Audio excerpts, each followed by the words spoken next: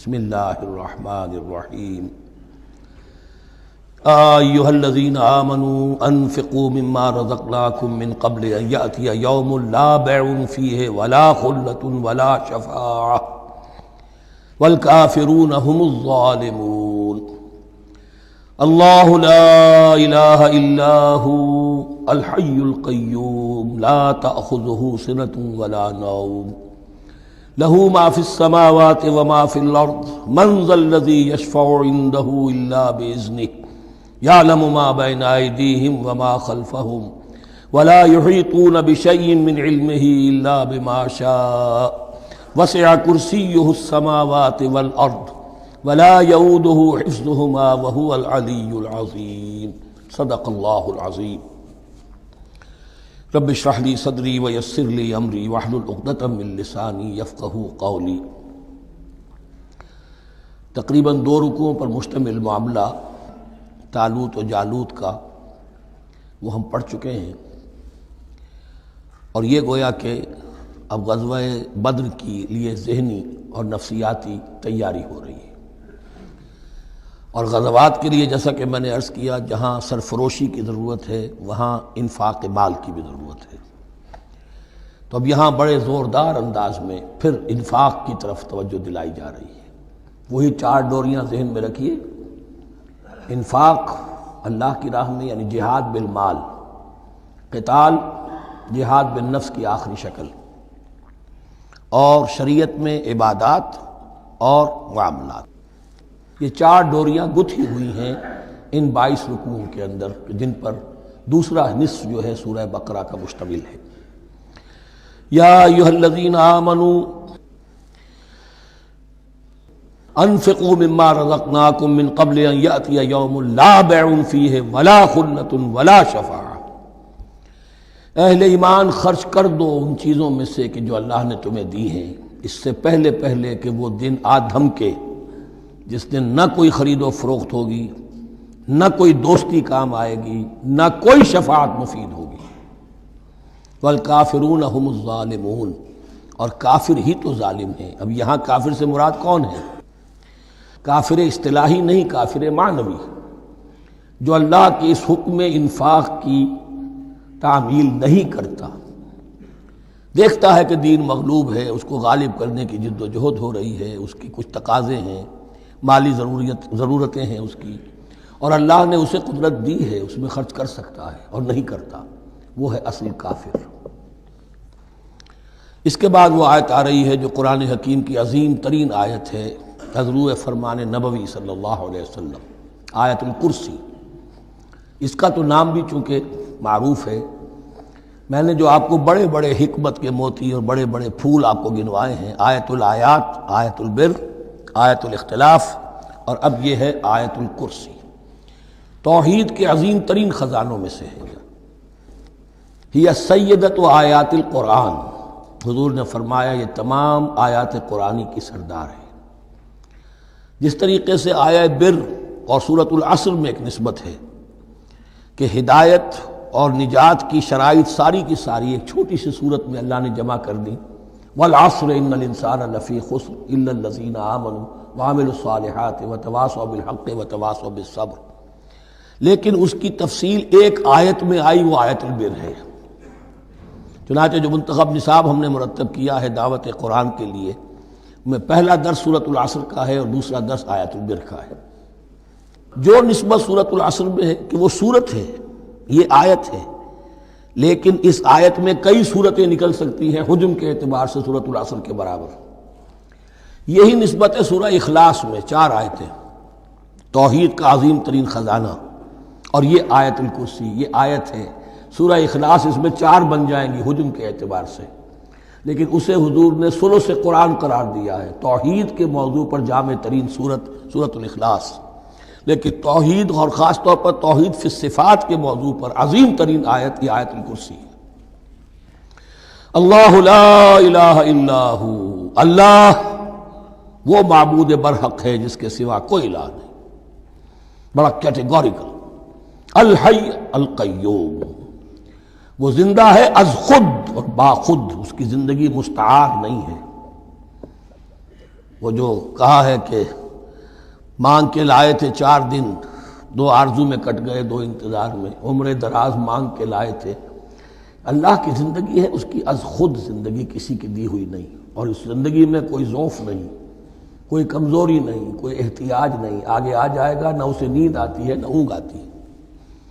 قیوم، خود اپنی جگہ وہ زندہ جاوید ہستی ہے، اور باقی ہر شے کا وجود اس کے حکم سے قائم ہے، کوئی شے قائم نہیں ہے بغیر اس کے اذن کے۔ تو گویا کہ احد اور الصمد، اللہ اپنی جگہ احد، لیکن باقی پوری کائنات کے لیے صمد ہے، جو سورہ اخلاص میں 2 الفاظ آئے ہیں، قل هو اللہ احد اللہ الصمد۔ اللہ حی ہے اور قیوم ہے، لا تأخذہ سنۃ ولا نوم، اس پر غالب نہیں ہو سکتی نہ نیند نہ اونگ۔ لہو ما فی السماوات و ما فی الارض، آسمانوں اور زمین میں جو کچھ ہے اسی کا ہے، ملکیت تامہ، ملکیت حقیقی اس کی ہے۔ من ذا الذی یشفع عندہ الا باذنہ، کون ہے وہ جو شفاعت کر سکے اس کے پاس مگر اس کی اجازت سے۔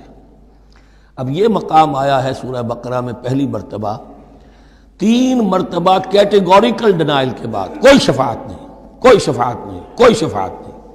یہاں بھی جو انداز ہے بہت ہی جلالی انداز ہے، من ذا الذی، کس کی یہ حیثیت ہے، کس کا یہ مقام ہے، کس کو یہ زور حاصل ہے کہ وہ اپنے اختیار کے بل پر، کہ اپنی حیثیت کی بنیاد پر شفاعت کر سکے؟ ہاں، جس کے لیے اللہ اجازت دے دے۔ استثناء کے ساتھ شفاعت کا یہاں پر پہلی مرتبہ آیا، ورنہ سورہ بقرہ کے 6 رکوع کی دوسری آیت، وَاتَّقُوا يَوْمًا لَا تَجْزِي نَفْسٌ عَن نَفْسٍ شَيْئًا وَلَا يُقْبَلُ مِنْهَا شَفَاعَةٌ وَلَا يُؤْخَذُ مِنْهَا عَدْلٌ وَلَا هُمْ يُنصَرُونَ۔ 15ویں رکوع کی دوسری آیت، وَاتَّقُوا يَوْمًا لَا تَجْزِي نَفْسٌ عَن نَفْسٍ شَيْئًا وَلَا يُقْبَلُ مِنْهَا عَدْلٌ وَلَا تَنفَعُهَا شَفَاعَةٌ وَلَا هُمْ يُنصَرُونَ۔ اور اب اس سے پہلے کی آیت میں آ چکا ہے وَلَا شَفَاعَةٌ، کوئی شفاعت مفید نہیں ہوگی۔ لیکن یہ کہ اس میں ایک استثناء ہے۔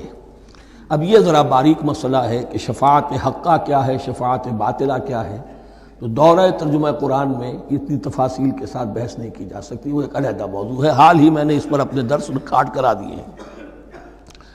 یعلم ما بین ایدیہم وما خلفہم، وہ جانتا ہے جو کچھ ان کے سامنے اور جو اس کو پیچھے ہے۔ عام طور پر دنیا میں ہم سفارش کرتے ہیں تو کہتے ہیں کہ بھئی میں جانتا ہوں اس شخص کو بہتر، اصل میں جیسا کچھ یہ نظر آتا ہے ویسا نہیں ہے، یا جیسا کچھ فیکٹس آن دی فائل آ گئے ہیں وہ بڑے ہی ڈیسیونگ ہے، اصل حقائق کچھ اور ہیں اس کیس کے، وہ میں آپ کو بتاتا ہوں۔ یہ بات اللہ کے سامنے کون کہہ سکتا ہے، جبکہ اللہ تو جانتا ہے جو کچھ ان کے سامنے اور جو کچھ ان کے پیچھے ہے، اور ان کا حال یہ وَلَا يُحِيطُونَ بِشَيْءٍ مِّنْ عِلْمِهِ إِلَّا بِمَا شَاءَ، اور وہ احاطہ کر ہی نہیں سکتے اللہ کے علم سے کسی شے کا سوائے اس کے جو اللہ چاہے۔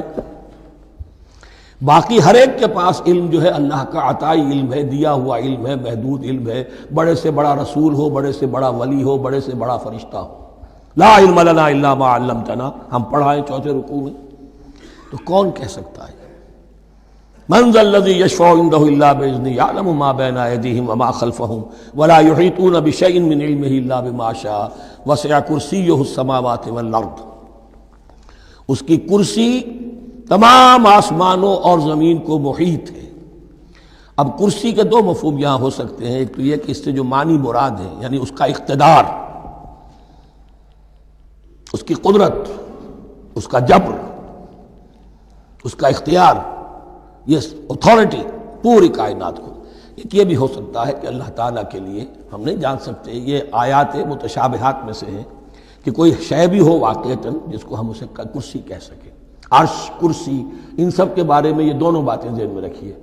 یہ بھی ہو سکتا ہے کہ ان کی کوئی مجسم حقیقت ہو جو ہمارے ذہن سے، ہمارے تخیل سے ماورا ہے، اور یہ بھی ہو سکتا ہے اس سے استعارہ مراد ہو۔ اس کا اقتدار و اختیار آسمانوں اور زمین پر چھایا ہوا ہے۔ وَلَا يَئُودُهُ حِفْظُهُمَا، اور اسے تکان طاری نہیں ہوتی، اس پر گراں نہیں گزرتا ان دونوں کا تھامنا، ان دونوں کی حفاظت، آسمانوں کی اور زمین کی۔ وَهُوَ الْعَلِيُّ الْعَظِيمُ، اور وہ العلی ہے، بلند و بالا، اور عظیم ہے، بڑی عظمت والا۔ یہ آیت الکرسی سیدۃ آیات القرآن، تمام آیات قرآنی کی سردار، اور توحید الہی کا ایک بہت بڑا خزانہ۔ لا اکراہ فی الدین، دین میں کوئی جبر نہیں ہے، یعنی یہ کہ کسی بھی شخص کو نہ کبھی جبراً مسلمان بنایا جائے گا نہ کبھی بنایا گیا۔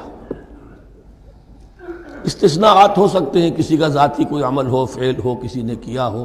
اسلام میں کسی فرد کو جبراً مسلمان بنانا حرام ہے، لیکن اس آیت کا یہ مطلب نکال دینا کہ نظام باطل کو بھی ختم کرنا جو ہے اس میں کوئی طاقت استعمال نہیں ہو سکتی، یہ حماقت ہے پرلے درجے کی۔ نظام باطل نظام ظلم ہے، ایکسپلائٹ کر رہا ہے لوگوں کو، اللہ اور بندوں کے درمیان حجاب بن گیا ہے، پردہ بن گیا ہے۔ نظام کو طاقت کے ساتھ ختم کرنا فرض ہے مسلمان کا۔ طاقت نہیں ہے تو ٹھیک ہے، طاقت حاصل کرنے کی کوشش کرتا رہے، لیکن جو مسلمان نظام باطل کو ختم کرنے کی آرزو اور ارادے سے خالی ہے، اس کے دل میں یہ ارادہ نہیں ہے، اس کے دل میں ایمان نہیں ہے۔ طاقت اور جبر نظام کو ختم کرنے پر صرف کیا جائے گا، کسی فرد کو مجبوراً مسلمان نہیں بنایا جائے گا۔ یہ ہے اصل میں اس آیت کا مفہوم۔ لا اکراہ فی الدین قد تبین الرشد من الغی، رشد ہدایت واضح ہو چکی ہے کجی سے، جتنی کجیاں ہیں، جتنے غلط راستے ہیں، جتنی شیطانی پگڈنڈیاں ہیں، ان سے جو صراط المستقیم ہے اس کو بالکل مبرہن کر دیا گیا ہے۔ فمن یکفر بالطاغوت، تو جو کوئی بھی طاغوت کا انکار کرے گا، دیکھیے اللہ پر ایمان لانے سے پہلے طاغوت کا انکار ضروری ہے۔ جیسے لا الہ الا اللہ، تو طاغوت، اور طاغوت کون ہے؟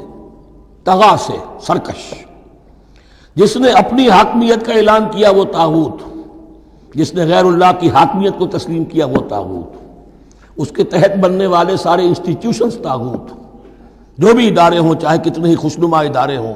ہے عدلیہ، لیکن وہ عدلیہ اللہ کے قانون کے مطابق فیصلے نہیں کر رہی، کچھ اور لوگوں کے بنائے ہوئے قانون کے مطابق فیصلے کر رہی، وہ طاغوت ہے۔ جو بھی اللہ کے حدود بندگی سے تجاوز کرتا ہے وہ طاغوت ہے۔ طغیانی کسے کہتے ہیں؟ پانی دریا کی حدوں میں بہہ رہا ہے، لیکن جب وہ اپنی حدوں سے نکلا طغیانی پہ ہے۔ دریا کو اپنی موج کی طغیانیوں سے کام، کشتی کسی کے پار ہو یا درمیان رہے، اسے اس کی کیا فکر ہے؟ تو طغا اور بغا یہ دونوں بڑے قریب کے الفاظ ہیں، بغاوت اور طغیانی۔ فمن یکفر بالطاغوت، طاغوت کا انکار، جو کوئی کفر کرے طاغوت کے ساتھ، وَيُؤْمِن بِاللَّهِ، اور پھر اللہ پر ایمان لائے۔ طاغوت سے بھی دوستی، اللہ پر بھی ایمان، اللہ کے دشمنوں سے بھی یارانہ، اور اللہ کے ساتھ بھی وفاداری کا دعویٰ، یہ چیز نہیں چل سکتی، یہی منافقت ہے۔ یکسو ہو جاؤ، حنیفا مسلما، فقد استمسک بالعروۃ الوثقی، جس شخص نے یہ کام کر لیا، طاغوت کی نفی اور اللہ پر ایمان، اس نے تو مضبوط کنڈا تھام لیا۔ تو سمجھئے کہ اگر کوئی شخص کسی جہاز، سمندری جہاز میں عرشے پر سے گر جائے، تیرنا بھی نہ آتا ہو، کسی طرح ہاتھ پاؤں مار کر وہ کسی کنڈے کے اوپر اگر ہاتھ اس کا پڑ گیا، تو اب وہ سمجھتا ہے کہ اس کو میں نہیں چھوڑوں گا، میری جان اسی سے وابستہ ہے، زندگی اسی سے ہے۔ تو وثقہ، وہ کنڈا اگر کمزور ہے تو پھر گیا، وہ اس کے وزن سے کنڈا ہی نکل گیا، لیکن وہ کنڈا کہ جو مضبوط ہے، فقد استمسک بالعروۃ الوثقی، اس نے تو بڑے مضبوط کنڈے پر ہاتھ ڈال دیا ہے، یعنی طاغوت کا انکار اور اللہ پر ایمان، اس نے تھام لیا ہے بہت مضبوط کنڈا۔ اسی لیے ایک حدیث میں آتا ہے اوثق العرا کلمۃ التقوی، یہ جو عروہ کی جمع ہے عرا، اور وثقہ اوثق جو ہے اس کا مذکر ہوگا۔ تمام کنڈوں میں سب سے بڑا مضبوط کنڈا جو ہے وہ تقوی کا کنڈا ہے، اس کو تھامو مضبوطی کے ساتھ۔ لا اکراہ فی الدین قد تبین الرشد من الغی فمن یکفر بالطاغوت ویؤمن باللہ فقد استمسک بالعروۃ الوثقی لا انفصام لها، وہ کبھی علیحدہ ہونے والا، ٹوٹنے والا نہیں ہے، یہ کنڈا بہت مضبوط ہے۔ واللہ سمیع علیم، اللہ سب کچھ سننے والا، جاننے والا ہے۔ اللہ ولی الذین آمنوا یخرجہم من الظلمات الی النور، ایمان در حقیقت ایک دوستی کا رشتہ قائم کرتا ہے اللہ اور بندے کے درمیان۔ اللہ ولی ہے اہل ایمان کا، یہ ولایت باہمی ہے، دو طرفہ ولایت ہے۔ بندہ اللہ کا ولی بن جائے، ولی اللہ، الا ان اولیاء اللہ لا خوف علیہم ولا هم يحزنون، اللہ بندے کا ولی ہے، دوستی دو طرفہ ہے۔ اللہ ولی الذین آمنوا یخرجہم من الظلمات الی النور، اللہ پشت پناہ ہے، مددگار ہے، دوست ہے ان کا کہ جو ایمان لائے اور انہیں نکالتا رہتا ہے ظلمات، اندھیروں کے مختلف شیڈز میں سے نور کی طرف۔ یہ آپ نوٹ کریں گے قرآن میں نور ہمیشہ تنہا آتا ہے، واحد، انوار کا لفظ قرآن میں نہیں ہے۔ نور ایک حقیقت واحدہ ہے، لیکن ظلمات ہمیشہ جمع میں آئے گا، اس کے شیڈز مختلف ہیں، شیڈز آف ڈارکنس، بہت گہری ڈارکنس ہے، ذرا اس سے کمتر ہے، اس سے کمتر ہے۔ تو جتنے بھی شیڈز ہیں، کفر کا ہے، شرک کا ہے، الحاد کا ہے، مادہ پرستی کا ہے، ایگنوسٹسزم کا ہے، لا ادریت کا ہے، جتنے بھی فلسفے غلط ہیں، جتنے بھی نظریات غلط ہیں، جتنے بھی عمل کی غلط راہیں ہیں، ان سب کے اندھیاروں سے نکال کر اللہ تعالیٰ اہل ایمان کو ایمان کی روشنی کے اندر لاتا رہتا ہے۔ والذین کفروا اولیاءہم الطاغوت، ان کے برعکس جنہوں نے کفر کیا ان کے پشت پناہ اور ساتھی اور مددگار ہیں اب طاغوت، یخرجونہم من النور الی الظلمات، اور وہ ان کو نکالتے رہتے ہیں تدریجاً، اور نور کا کہ تھوڑی بہت رمق ملا بھی تھا انہیں نور کا تو ان سے محروم کر کے ظلمات، یخرجونہم من النور الی الظلمات، نور سے ظلمات کی طرف نکالتے رہتے ہیں۔ اولئک اصحاب النار ہم فیہا خالدون، وہ ہیں آگ والے، اس میں ہمیشہ ہمیش رہیں گے۔ اللہم اجعلنا من عبادک المؤمنین، اللہم اخرجنا من الظلمات الی النور، آمین یا رب العالمین۔ اب اس کے بعد یہ بڑی عظیم آیت جو آئی ہے توحید کی، اور اس کے بعد یہ دو، یہ بھی اپنی جگہ بڑی عظیم آیات ہیں حکمت اور فلسفہ دین کے اعتبار سے۔ اس کے بعد کچھ واقعات دیے جا رہے ہیں، حضرت ابراہیم علیہ السلام کی زندگی کا ایک واقعہ اور حضرت عزیر علیہ السلام کی زندگی کا واقعہ۔ الم تر الی الذی حاج ابراہیم فی ربہ ان آتاہ اللہ الملک، کیا تم نے دیکھا اس شخص کو جس نے کہ محاجہ کیا تھا، مناظرہ کیا تھا، حجت بازی کی تھی ابراہیم سے، اس وجہ سے کہ اللہ نے اسے بادشاہی دی ہوئی تھی، نمرود۔ یہ ذہن میں رکھیے کہ نمرود اصل میں لقب تھا، کسی کا نام نہیں تھا، جیسے فرعون مصر کے بادشاہوں کا لقب ہے، فرعونہ۔ نماردہ جو ہے یہ عراق کے بادشاہ تھے، بیبیلونیا۔ تو حضرت ابراہیم کی پیدائش بھی شہر ار میں ہوئی تھی، کہ جو بیبیلونیا کا ایک شہر تھا عراق کا، اور وہاں بادشاہت تھی نمرود کی۔ جیسے فرعون نے مصر میں دعویٰ کیا تھا اپنی بادشاہی کا اور اپنی خدائی کا، اور یہ ہے سیاسی بادشاہی، یہ نہیں کہ ہم نے دنیا پیدا کی ہے، مطلب یہ کہ اختیار مطلق ہمارے ہاتھ میں ہے، ہم جس چیز کو چاہیں غلط قرار دے دیں، جس چیز کو چاہے صحیح قرار دے دیں۔ یہی ہے اصل میں خدائی اختیار ہاتھ میں لے لیا۔ اللہ کا حق ہے تحلیل و تحریم، کسی شے کو حلال کرنا، کسی کو حرام قرار دینا، اختیار واحد اللہ کے ہاتھ میں ہے۔ جس شخص نے بھی اپنے ذمے لے لیا، قانون سازی کا اختیار لے لیا اللہ کے قانون سے آزاد ہو کر، وہی طاغوت ہے، وہی شیطان ہے، وہی نمرود ہے، وہی فرعون ہے۔ تو اس نے، وہ نمرود نے کہا، محاجہ کیا، اس قال ابراہیم ربی الذی یحیی و یمیت، میرا رب تو وہ ہے جو زندہ کرتا ہے اور مارتا ہے۔ قال انا احیی و امیت، انہوں نے کہا میں بھی کر سکتا ہوں۔ اس نے جیل سے 2 قیدی منگوائے، دونوں کنڈیمڈ تھے، اور ایک کی گردن وہیں اڑائی اور ایک کو کہا جاؤ معاف، دیکھو میں نے جس کو چاہا زندہ رکھا اور جس کو چاہا مار دیا۔ حضرت ابراہیم نے دیکھا کہ یہ کٹ حجتی پر اترا ہوا ہے، تو الاجوبۃ المسکتہ، جواب ایسا دیا جانا چاہیے کہ جو اس کو چپ کر دے۔ قال ابراہیم فإن اللہ یاتی بالشمس من المشرق فأت بها من المغرب، حضرت ابراہیم نے فرمایا اللہ تو سورج کو نکالتا ہے مشرق سے، اگر تو خدائی کا مدعی ہے تو نکال کے دکھا اسے مغرب سے۔ فبہت الذی کفر، تو مبہوت ہو کر رہ گیا وہ کافر، اب اس کے پاس کوئی جواب نہیں تھا۔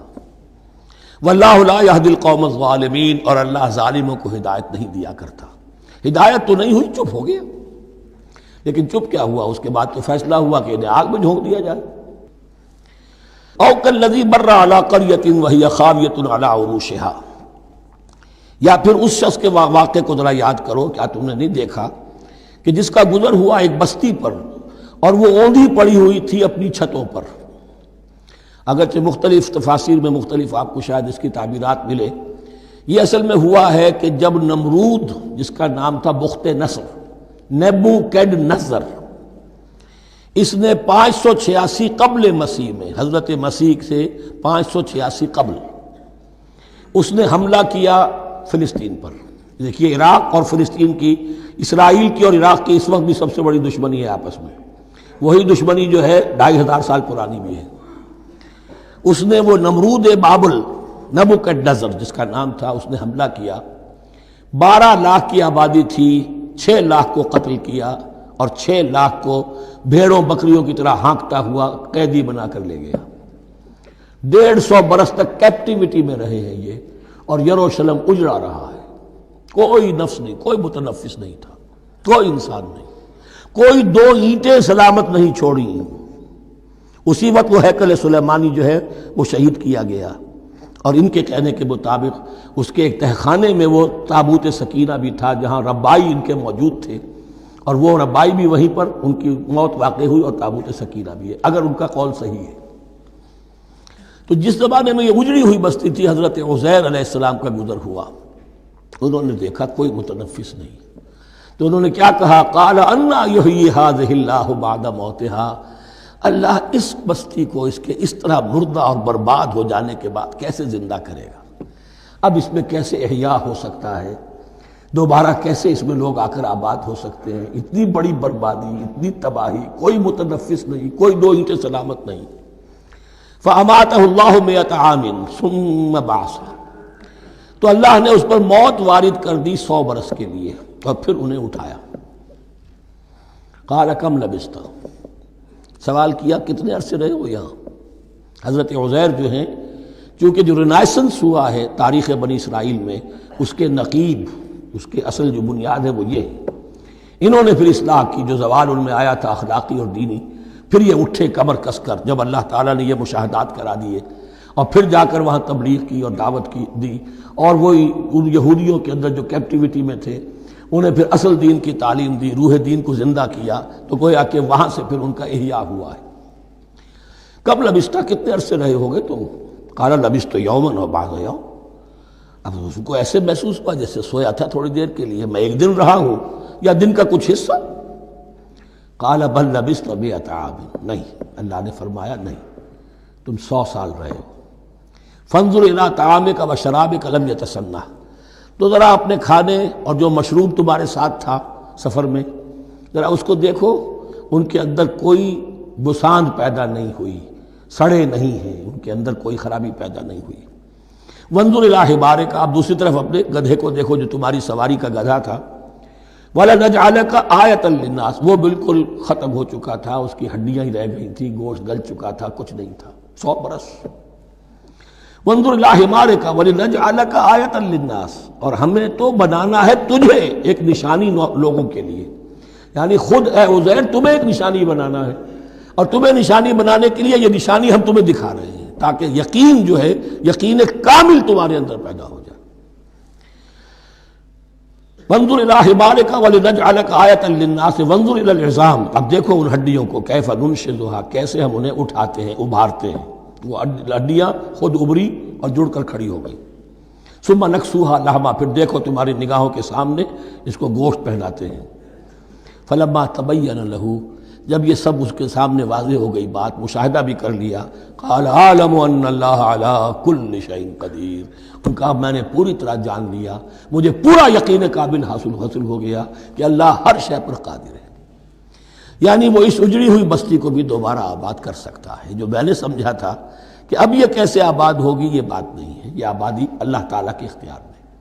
چنانچہ اس کے بعد ہوا، اس لیے کہ اس کے بعد واقعہ تو یہ ہوا کہ جو ایران کا بادشاہ تھا کیخورس یا سائرس، جن کو کہ قرآن مجید ذوالقرنین کہتا ہے، جن کا تذکرہ سورہ کہف میں آئے گا۔ پھر آپ کو معلوم ہے کہ یہ پیلسٹائن، ادھر عراق کے بعد ایران، دشمنیاں تو تھیں۔ کیخورس نے حملہ کیا بابل پر، عراق پر، اور دشمن کا دشمن دوست ہوتا ہے، تو یہودیوں کو اجازت دے دی، کیپٹیوٹی سے نجات دے دی، جاؤ تم واپس جاؤ، اپنا شہر دوبارہ بناؤ۔ چنانچہ وہ گئے، اور پھر انہوں نے جا کر وہاں پر 136 سالوں میں ان کی دوبارہ جو ہے یہ بستی بسی، اور پھر یروشلم کو انہوں نے آباد کیا، اور پھر انہوں نے وہاں ہیکل سلیمانی دوبارہ بنایا، جس کو وہ سیکنڈ ٹیمپل کہتے ہیں۔ وہ سن 70 عیسوی میں ٹائٹس رومن جنرل کے ہاتھوں تباہ ہوا تھا، جو اب تک تباہ ہوا پڑا ہے۔ 1927 برس سے ان کا کعبہ زمیں بوس ہے، یہ نوٹ کر لیجئے اس بات کو۔ اسی لیے آگ لگی ہوئی آج دنیا بھر کے یہودیوں کے دلوں میں۔ اب تو ہماری حکومت ہے وہاں پر، ہم اپنا یہ جو بھی کچھ یہاں پر اس احاطے میں بنا دیا گیا ہے سب کو ختم کریں گے اور اپنا ہیکل سلیمانی بنائیں گے۔ اس کے بلو پرنٹس بن چکے ہیں، نقشے بن چکے ہیں، ہر چیز تیار ہے۔ بس کسی دن کوئی ایک دھماکہ ہوگا، کوئی بم جو ہے کہیں پر پلانٹ کیا جائے گا، خبر آ جائے گی کہ کسی فینیٹک نے کہیں وہاں پر جا کر رکھ دیا، جیسے ایک فینیٹک گیا تھا مسجد الخلیل میں اور 70 مسلمانوں کو شہید کر کے خود بھی اس نے خودکشی کر لی تھی، اور ڈاکٹر تھا، امریکن ڈاکٹر گولڈ سٹین۔ اسی طریقے کا کوئی فینیٹک جائے گا اور وہ اس کو گرا دے گا، پھر کہیں گے جب یہ گر ہی گیا ہے، جیسے مسجد ایودھیا کا معاملہ ہے، اب گر گئی ہے تو بھائی ہمیں رام مندر بنانے دو، کاہے کو تم اب یہ مسجد کاہے کو بناتے ہو؟ وہ ہوگا، اور یہ میں سمجھتا ہوں کہ چند ہفتوں کی یا چند مہینوں کی بات ہے، یہ ہونے والا ہے فوراً۔ بہرحال یہ تو ہو گیا حضرت عزیر کا قصہ۔ اب اسی طرح کا ایک معاملہ حضرت ابراہیم کا مشاہدہ ہے۔ وَإِذْ قَالَ إِبْرَاهِيمُ رَبِّ أَرِنِي كَيْفَ تُحْيِي الْمَوْتَىٰ، اور یاد کرو جب کہ ابراہیم نے بھی کہا تھا پروردگار ذرا مجھے دکھا دے، مشاہدہ کرا دے تو مردوں کو کیسے زندہ کرے گا۔ قَالَ أَوَلَمْ تُؤْمِنْ، اللہ تعالیٰ کا سوال جو ہے بڑا بہت تیکھا ہے، تو کیا تم ایمان نہیں رکھتے؟ قَالَ بَلَىٰ، ایمان تو میرا ہے، میں مانتا ہوں ایمان ہے، وَلَٰكِن لِيَطْمَئِنَّ قَلْبِي، پورا دل کا اطمینان چاہتا ہوں، پورا یقین ہو جائے۔ اور یہ انبیاء کا معاملہ ہے، سب کا ہے۔ انبیاء کو چونکہ ایمان اور یقین کا ایک ایسی فرنس بنانا ہوتا ہے کہ جن سے ایمان و یقین دوسروں میں سرایت کرے، تو ان کے ایمان و یقین کے لیے انہیں مشاہدات ایسے کرا دیے جاتے ہیں کہ پھر ان کے لیے وہ ایمان صرف ایمان بالغیب نہیں رہتا بلکہ وہ ایمان بالشہود بھی ہو جاتا ہے۔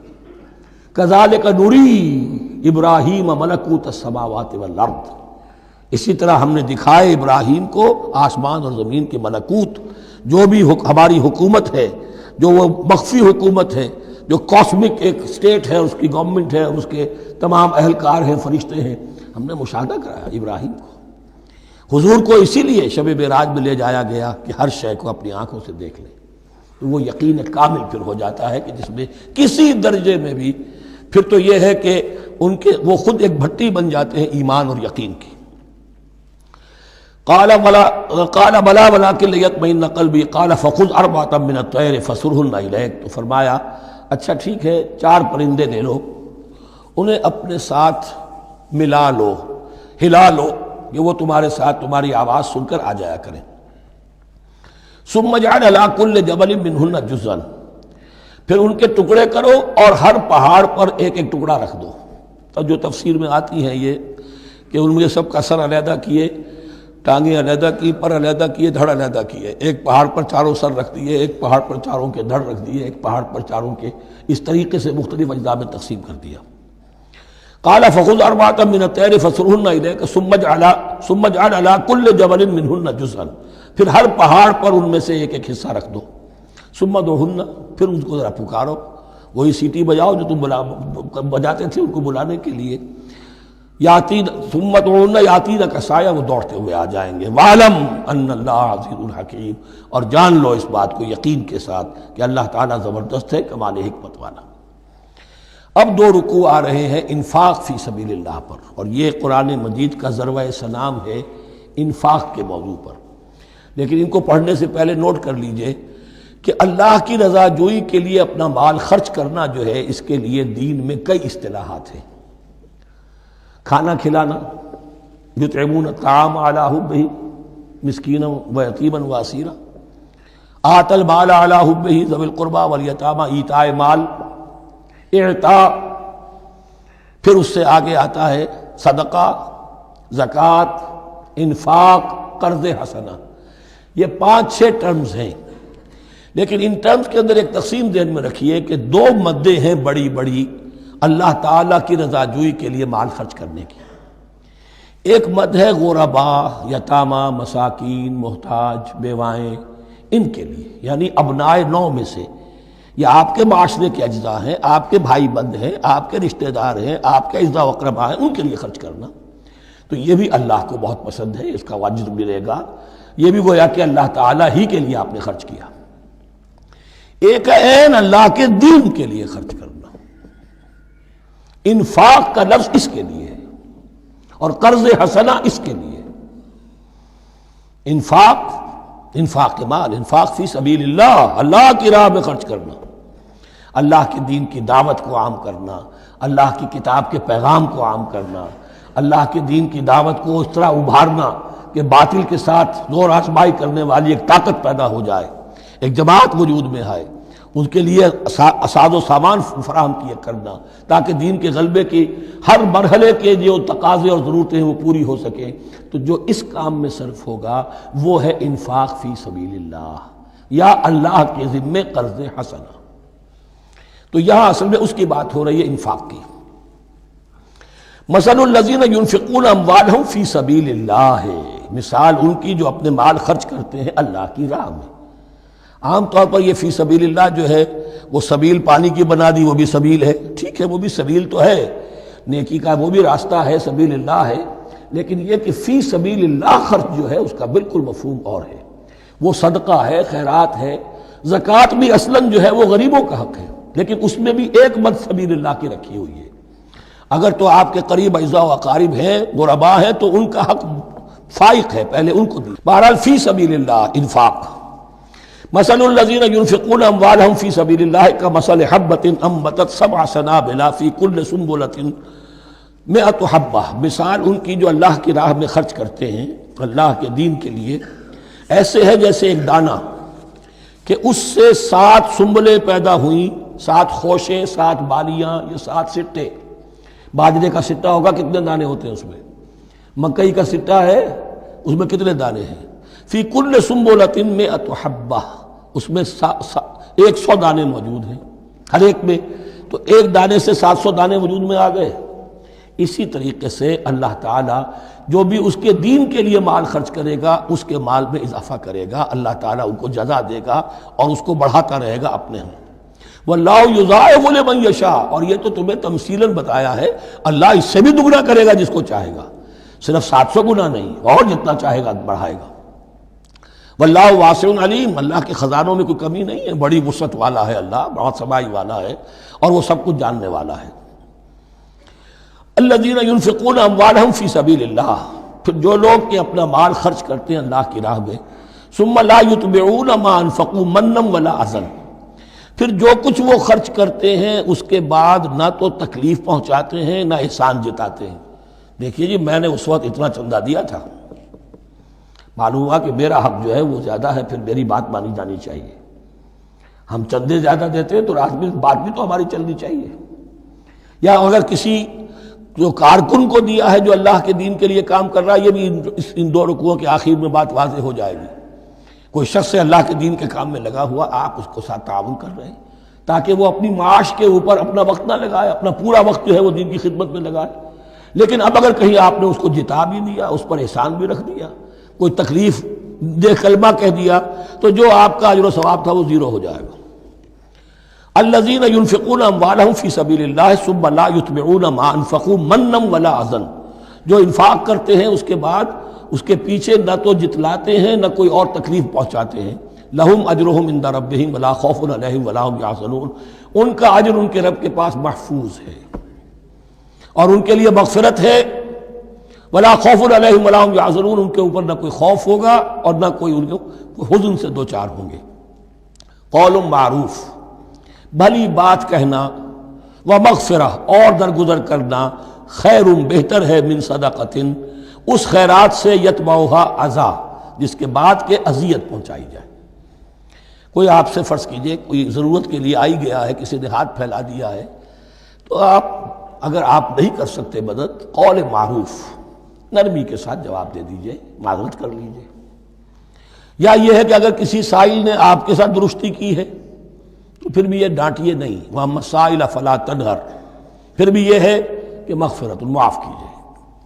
یہ کہیں بہتر ہے اس سے کہ دے تو دیا، خیر من صدقۃ یتبعھا اذی، اس کے بعد اسے 2-4 جملے بھی سنوا دیے، کوئی اور سلواتیں بھی سنا دی اسے، تو اس کا کوئی فائدہ نہیں ہوا۔ واللہ غنی حلیم، اللہ تعالیٰ غنی ہے اور حلیم ہے۔ یہ کیوں کہا گیا کہ تم اگر کسی کو دے رہے ہو تو اصل میں اللہ کو دے رہے ہو۔ ایک حدیث میں آتا ہے کہ اللہ تعالیٰ اپنے بندے سے شکایت کرے گا، اے میرے بندے تیرے پاس مال تھا، میں نے تجھ سے مال طلب کیا تھا، میں بھوکا تھا، میں نے تجھ سے روٹی مانگی، تو نے مجھے کھلایا نہیں۔ بندہ کہے اللہ تو غنی ہے، تجھے بھوک، تجھے احتیاج، کہ وہ جو میرا بندہ تھا جو بھوکا تھا، اس نے جو مانگا تھا تجھ سے وہ میں ہی تھا، اصل میرا بندہ تھا۔ الخلق عیال اللہ، تجھ سے کھانے کو نہیں دیا تجھے، تو گویا کہ مجھے نہیں دیا۔ اے میرے بندے میں ننگا تھا، میں نے تجھ سے میں چاہا کہ میرا سطر ڈھانپ دے، مجھے کوئی لباس دے دے، لیکن یہ کہ تو نے نہیں دیا۔ یہ اسی طریقے سے تو سمجھ لیجئے کہ اللہ تو غنی ہے، جو دے رہے ہو سمجھ لو کہ اللہ کو دے رہے ہو، اور حلیم ہے، وہ حلم والا ہے، فوراً نہیں پکڑتا تمہیں۔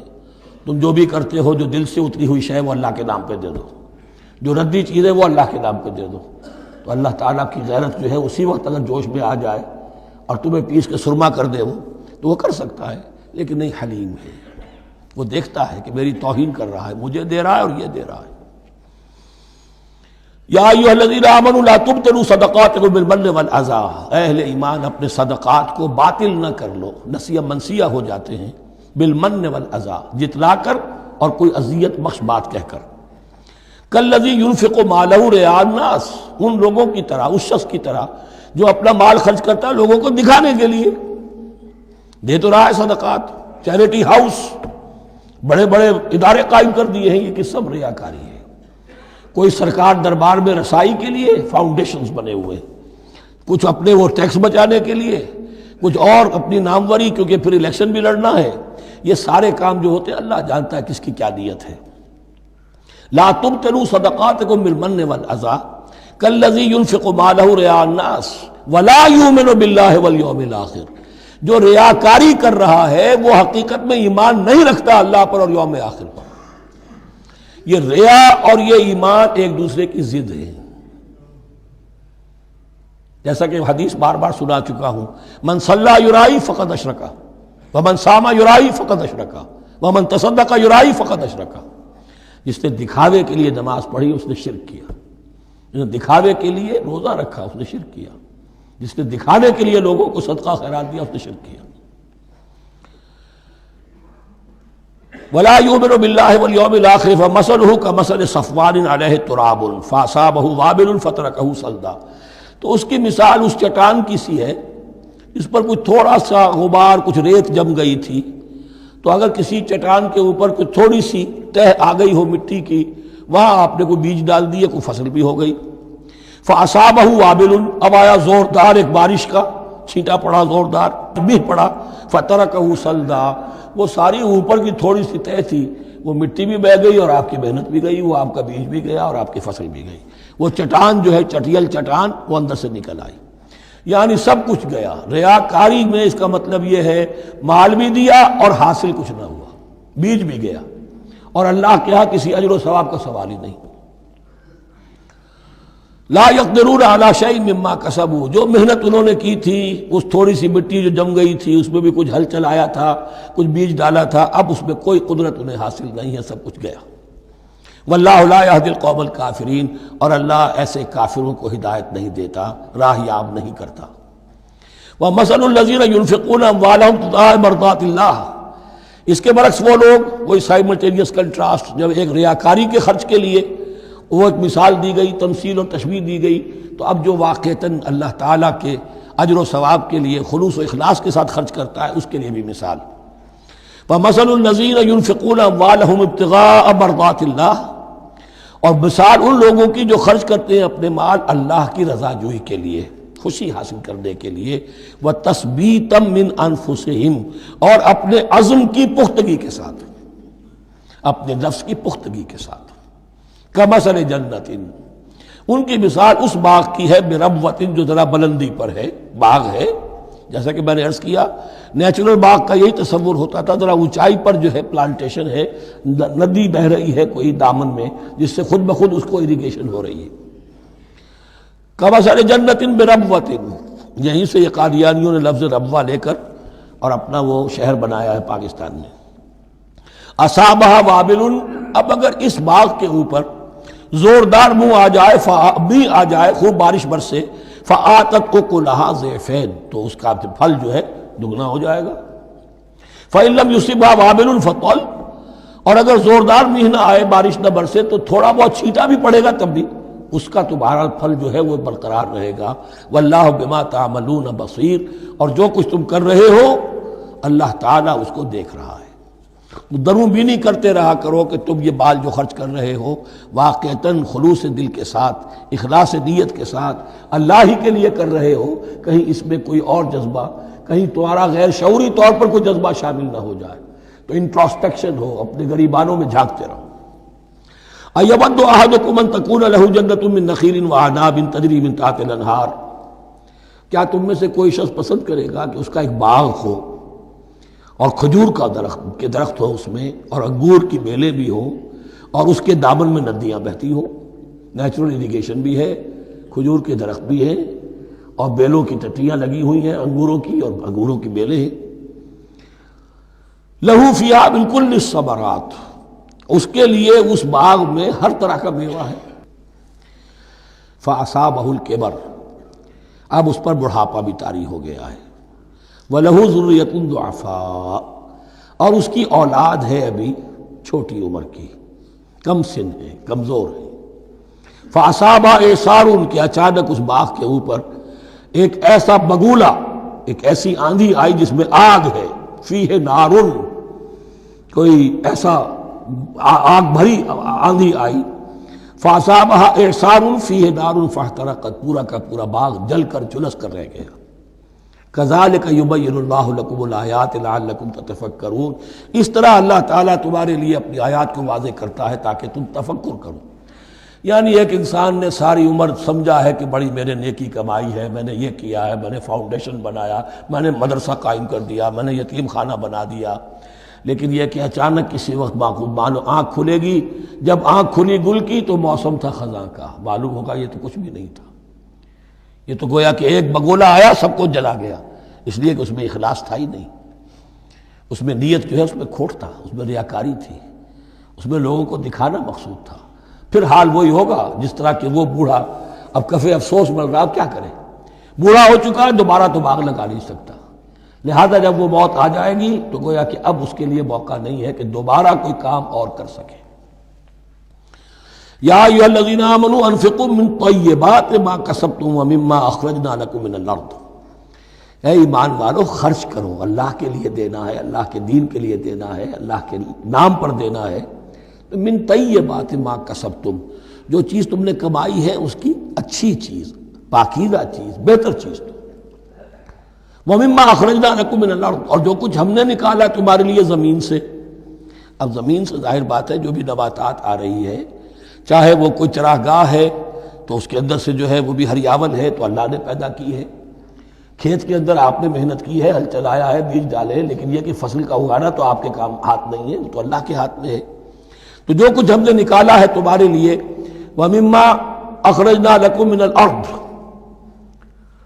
وَلَا تَيَمَّمُوا الْخَبِيثَ مِنْهُ، اور اس میں سے ردی مال کا ارادہ نہ کرو، تنفقون، کہ اسے خرچ کر دو، زکوٰۃ دینی ہے، عشر دینا ہے، تو جو ردی چیزیں ہیں، اب بھیڑوں بکریوں کا غلہ ہے، ان میں سے اتنی بکریاں نکالنی ہیں، اتنی بھیڑیں ہیں، تو اب جو ذرا کمزور ہیں، لاغر ہیں، بیمار ہیں، نقص والی ہیں، گنتی پوری کرنی ہے نا۔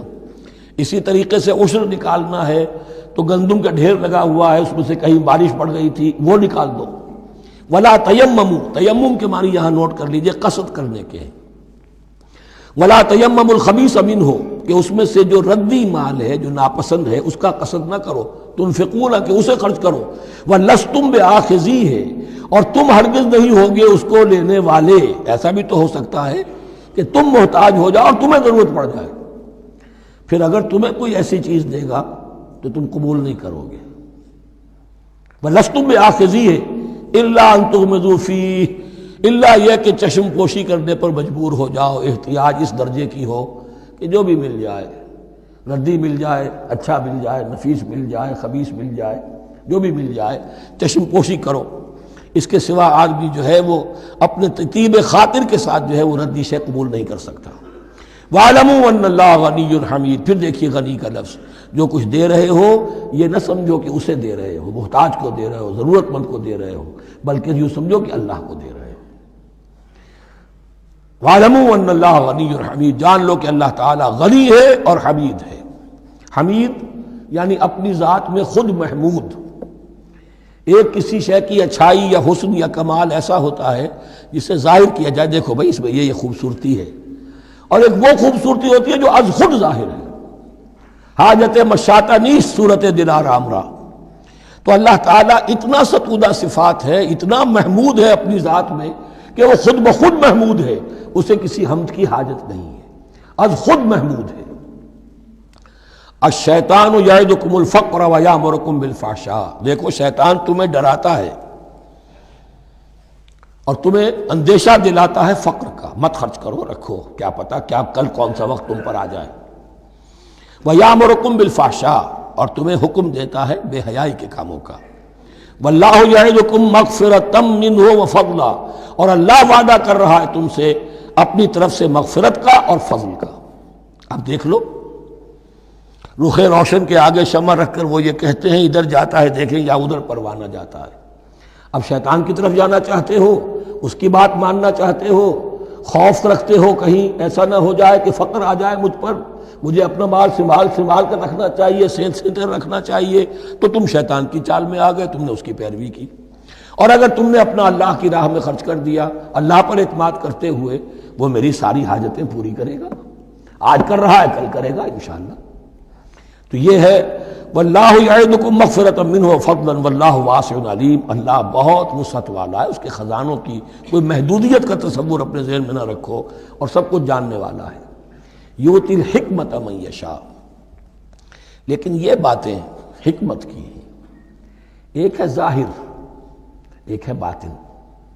باطن جو ہے وہ حکمت سے نظر آتا ہے، ظاہر تو سب کو نظر آ رہا ہے۔ کسی شے کی حقیقت کیا ہے، اہل نظر ذوق نظر خوب ہے، لیکن جو شے کی حقیقت کو نہ دیکھے وہ نظر کیا، وہ حقیقت جس پر عیاں ہو جاتی وہ ہے حکیم۔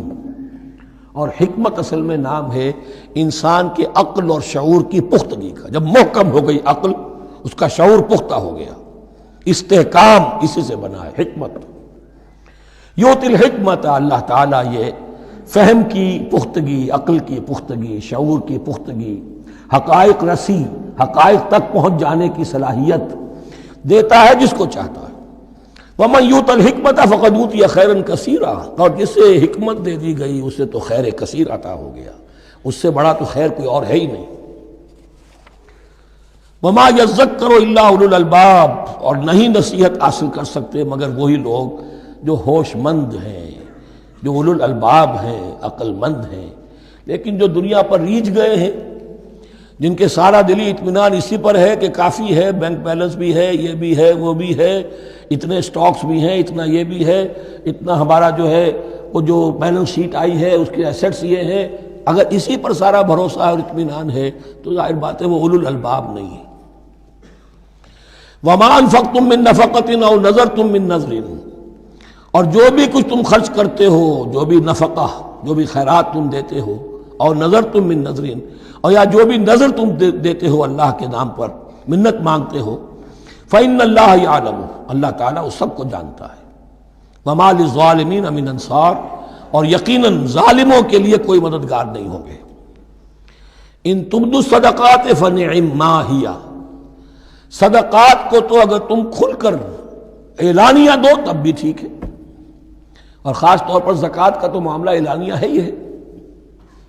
ان تبدوا الصدقات، ظاہر کرو، برملا اعلانیہ دو تو بھی ٹھیک ہے، کم سے کم فقراء کا حق تو پہنچ گیا، کسی کی ضرورت تو پوری ہو گئی۔ وَإِن تُخْفُوهَا، لیکن اگر تم انہیں چھپاؤ، اب یہ ہوگا صدقات نافلہ کے لیے۔ ایک جو صدقات جو ہیں کہ جو لازماً دینے ہیں واجبہ، ان کو تو ان کے لیے اخفاء نہیں ہے، یہ دین کی حکمت کو ذہن میں رکھیے۔ فرض عبادات اعلانیہ ادا کی جائیں گی۔ یہ وسوسہ بھی شیطان بہت سے لوگوں کے دلوں میں ڈال دیتا ہے کہ کیا 5 وقت جا کے مسجد میں نماز پڑھنی ہے، لوگوں پر اپنے تقویٰ کا روب گانٹھنا چاہتے ہو، گھر میں پڑھ لیا کرو۔ یا داڑھی رکھو گے، کیا چاہتے ہو؟ تم چاہتے ہو کہ لوگ تمہیں سمجھے متقی ہے، تو میں اس لیے داڑھی نہیں رکھتا، ہوتا ہے وسوسہ۔ لیکن جو چیز واجب ہے وہ علن اعلان کرو، اس کے اظہار میں کوئی رکاوٹ نہیں۔ ہاں جو صدقات نافلہ ہیں، جو نماز نفل ہے، اسے چھپا کر کرو، اس کا اظہار بہت بڑا فتنہ ہوتا ہے، نفل عبادت کا اظہار بہت بڑا فتنہ ہے۔ وَإِن تُخْفُوهَا، اگر چھپاؤ، وَتُؤْتُوهَا الْفُقَرَاءَ، اور تم وہ ضرورت مندوں کو دے دو، فَهُوَ خَيْرٌ لَكُمْ، وہ تمہارے لیے بہت بہتر ہے۔ اب دیکھیے خیر لکم کہا، یہ تمہارے لیے بہتر ہے۔ پہلے کہا تھا ظاہر کر کے دیتے ہو فنعما ہی، تو وہ بھی ٹھیک ہی ہے، اس لیے کہ فقراء کا حق تو چلیے ادا ہو گیا، کچھ نہ کچھ مل تو گیا، خسیس کے اور کنجوس کے مال میں سے کچھ نکلا تو صحیح۔ ان تبدوا الصدقات فنعما ہی وان تخفوها وتؤتوها الفقراء فهو خیر لکم ویکفر عنکم من سیئاتکم، اور اللہ تعالیٰ دور کر دے گا تم سے تمہاری برائیوں کو۔ واللہ بما تعملون خبیر، اور جو کچھ تم کر رہے ہو اللہ تعالیٰ اس سے باخبر ہے۔ لیس علیک ھداھم، اے نبی آپ کے ذمے نہیں ہے کہ ان کو ہدایت دے دیں۔ آپ کی یہ دیکھیے علیکا ذمہ داری ہو جاتی ہے، فرض۔ لام لکا یہ ہو جاتا ہے کسی کے حق میں۔ القرآن حجت لکا او علیکا، یا یہ قرآن تمہارے حق میں حجت ہے، یہ شفاعت کرے گا تمہاری قیامت کے دن اگر تم نے اسے مانا جیسے کہ ماننے کا حق ہے، پڑھا جیسے کہ پڑھنے کا حق ہے، عمل کیا جیسے کہ عمل کرنے کا حق ہے، پھر اس کی دعوت و تبلیغ کی جیسے کہ اس کا حق ہے، تو یہ تمہارے حق میں حجت ہوگا۔ اور اگر تم نے اس کے حقوق ادا نہ کیے، یہ تمہارے خلاف مدعی بن کر کھڑا ہو جائے گا۔ القرآن حجت لک او علیک، یہ تم پر آئے گا وبال۔ اے اللہ یہ بدبخت مجھے مانتا تھا کہ میں تیرا کلام ہوں، پڑھتا نہیں تھا، مجھے پڑھتا تھا تو جیسے کسی طوطا مینا کو، جو مولانا ماہر قاضی کی نظم ہے، کچھ بول سکھائے جاتے ہیں، رٹائے جاتے ہیں، اس طرح پڑھایا جاتا ہوں اور اس طرح سکھایا جاتا ہوں، وہ اس طریقے سے پڑھ رہے ہیں، کچھ پتہ نہیں۔ 1-2 روپے کا اخبار لائیں گے تو سمجھ کر پڑھیں گے، اللہ کی کتاب کو سمجھ کے پڑھنے کی ضرورت نہیں۔ پڑھا تو عمل نہیں کیا بدبخت نے۔ ما آمن بالقرآن من استحل محارمہ، تو لام اور علا کا یہ استعمال ذہن میں رکھیے۔ لیس علیک ھداھم، آپ پہ ذمہ داری نہیں ہے ان کی ہدایت کی، آپ پر ذمہ داری تبلیغ۔ ہم نے بھیجا ہے آپ کو، انا ارسلناک بالحق بشیرا ونذیرا ولا تسأل عن اصحاب الجحیم، یہ آیت ہم پڑھ چکے ہیں پہلے حصے میں۔ ولکن اللہ یہدی من یشاء، وہ تو اللہ تعالیٰ ہدایت دیتا ہے جس کو چاہتا ہے۔ وما تنفقوا من خیر فلانفسکم، اور جو بھی خیر، جو بھی بھلائی، جو بھی مال تم خرچ کرو گے وہ تمہارے اپنے لیے بہتر ہے، تمہیں اجر و ثواب ملے گا، تمہیں کو مل جائے گا 700 گنا 1400 گنا۔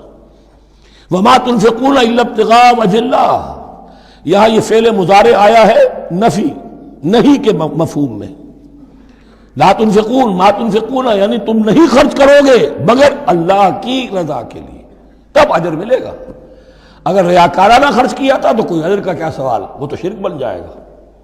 وما تنفقون الا ابتغاء وجہ اللہ وما تنفقوا من خیر یوفی الیکم وانتم لا تظلمون، اور جو بھی خیر تم خرچ کرو گے، خیر میں سے جو بھی دولت خرچ کرو گے، یوفی الیکم پورا تمہیں لوٹا دیا جائے گا، وانتم لا تظلمون، اور تم پر کوئی ظلم نہیں ہوگا، تمہاری کوئی حق تلفی نہیں ہوگی۔ اب آیا ہے آخری ٹیپ کا بند۔ انفاق فی سبیل اللہ کا سب سے بڑھ کر حقدار کون ہے؟ للفقراء الذین احصروا فی سبیل اللہ، وہ ضرورت مند کے جو گھر کر رہ گئے اللہ کی راہ میں، جیسے اصحاب صفہ تھے، بیٹھے ہوئے ہیں، کوئی کام نہیں کر رہے، حضور سے علم سیکھ رہے ہیں، اور جہاں جہاں سے دعوت آ رہی ہے کہ حضور بھیجیے ہمارے ہاں کوئی مبلغین، وہاں سے ان کو بھیجا جا رہا ہے۔ اب وہ معاش کی جد و جہد کرتے تو یہ تعلیم کیسے حاصل کرتے؟ یا اسی طرح دین کی کوئی خدمت ہے، کوئی آپ نے تحریک اٹھائی ہے، اب اس میں آپ کو کچھ نہ کچھ کارکن تو چاہیے، ان کارکنوں کی بھی تو آخر معاش کا ہے درجہ۔ اگر وہ سارا 8 گھنٹے دفتروں میں کھائیں اور وہاں ڈانٹیں بھی سنیں افسروں کی، اور پھر 2 گھنٹے جانا 2 گھنٹے آنا، اب وہ کون سا وقت نکالیں گے دین کے کام کا؟ کیا کریں گے؟ کہاں سے وقت آ جائے گا؟ کچھ لوگ تو ہونے چاہیے جو ہمہ وقت لگ جائیں، لیکن ہمہ وقت تو لگ گئے، لیکن پیٹ تو ان کے بھی ہے، اولاد تو ان کے بھی ہوگی۔ للفقراء الذین احصروا فی سبیل اللہ، جو گھیرے میں آ گئے ہیں اللہ تعالیٰ کی راہ کی جد و جہد میں، جہاد فی سبیل اللہ کی سعی میں، وہ اس طریقے سے مصروف ہو گئے ہیں لا یستطیعون ضربا فی الارض، اب وہ زمین میں گھوم پھر کر تجارت کرنے کی ان کے اندر ان کے پاس وقت ہی نہیں ہے، نہیں چل پھر سکتے زمین میں اپنی معاش کے لیے۔ یحسبهم الجاہل اغنیاء من التعفف، اب یہ اس طرح کے فقیر تو ہیں نہیں جو لپٹ کر مانگتے ہوں، انہیں عام طور پر جو ناواقف شخص ہے وہ سمجھتا غنی ہے، اس سے کوئی ضرورت ہی نہیں، اس نے کبھی مانگا ہی نہیں، لیکن اس نے مانگا اس لیے نہیں ہے کہ وہ اس طرح کا سائل نہیں ہے، اس طرح کا وہ سوالی نہیں ہے، وہ فقیر نہیں ہے، وہ تو اللہ کے دین کے لیے اپنے آپ کو اس نے لگا دیا ہے۔ یہ تمہارا کام ہے کہ دیکھو یحسبهم الجاہل اغنیاء من التعفف، وہ جو مانگنے سے رک رہے ہیں اپنی عزت نفس کی حفاظت کی خاطر، اس کی وجہ سے ناواقف آدمی سمجھتے ہیں کہ تو غنی ہے، اسے کوئی ضرورت نہیں ہے۔ تعرفهم بسیماہم، تم پہچان لوگے انہیں ان کے چہروں سے۔ ظاہر بات ہے کہ فقر کا احتیاج کا اثر چہرے پر تو آ جاتا ہے، اگر آپ کو نیوٹریشن صحیح نہیں مل رہی ہے تو ظاہر بات ہے چہرے پر اس کا اثر ہوگا۔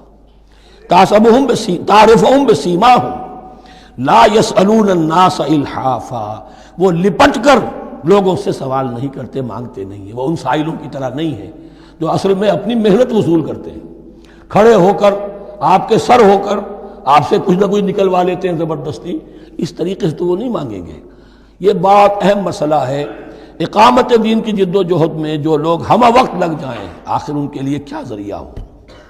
میں یہاں تفصیل میں نہیں جا سکتا، وقت بھی اس چنگ کا ختم ہو رہا ہے، لیکن یہ سمجھ لیجئے کہ یہ دو رکوع جو ہیں انفاق کا پورا مضمون، اس کا کلائمیکس جو ہے وہ یہ آیت ہے للفقراء الذین احصروا فی سبیل اللہ لا یستطیعون ضربا فی الارض یحسبهم الجاہل اغنیاء من التعفف تعرفهم بسیماہم لا يسألون الناس الحافا وما تنفقوا من خیر فإن اللہ بہ علیم۔